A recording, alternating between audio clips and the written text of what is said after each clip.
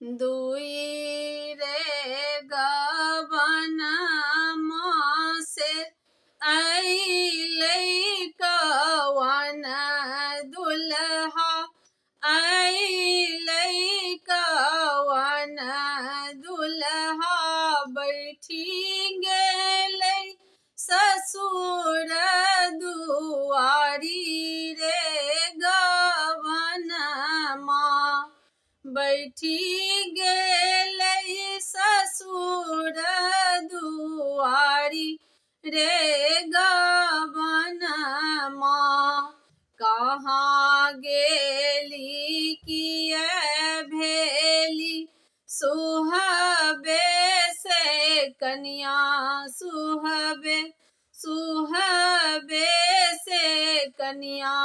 सुहबे कोहबर घर करुणा छावन रे गबनमा से कोहबर घर करुण छावन रे गबनमा एक छी राजा बेटी दोसर पंडित पुतहु दोसर पंडित पुतहु हमारा से होते नहीं ओ छावन रे गबनमा हमारा से होते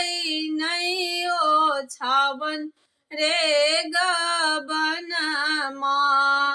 इतना बचन जब सुनलन कवन दुल्हा सुनलन से कौने दुल्हा घोड़ा पीठ भेल असवार